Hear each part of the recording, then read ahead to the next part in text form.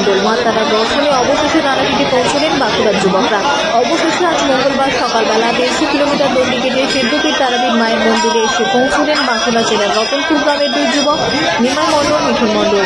বাঁকুড়া থেকে দণ্ডি কেটে মা তারার উদ্দেশ্যে রওনা দিয়েছিলেন নিমাই মণ্ডল। তার পাশে বন্ধু মিঠুন মণ্ডল সাইকেলে করে সমস্ত সামগ্রী ও প্রয়োজনীয় জিনিস সঙ্গে নিয়ে চলেছেন। আরও বেশ কয়েকজন বন্ধু যাত্রায় সহযোগিতা করেছেন। তবে দণ্ডি কেটে এই মানত পূর্ণ করেন শুধুমাত্র নিমাই মণ্ডল ও তার ঘনিষ্ঠ বন্ধু মিঠুন মণ্ডল। মা তারার প্রতি গভীর ভক্তি ও মানত পূরণের উদ্দেশ্যে দীর্ঘদিন আগে তারা সংকল্প নিয়েছিলেন যে একদিন দণ্ডি কেটে মা তারার দর্শনে আসবেন। সেই মানত পূরণ করতেই তারা যাত্রা শুরু করেন বাঁকুড়া থেকে।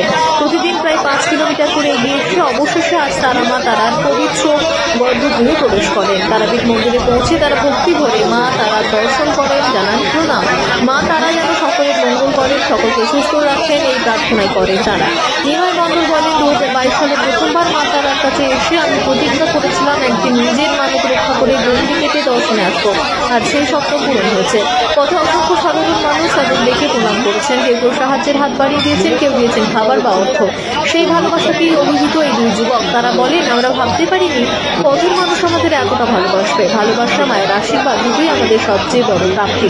অবশেষে আজ ভোরে মা তারার গর্ভগৃহে পৌঁছে দণ্ডি কেটে দর্শন ও প্রণাম করে তারা জানালেন মা তারা যেন সবাইকে ভালো রাখেন, তাদের এটাই একমাত্র প্রার্থনা।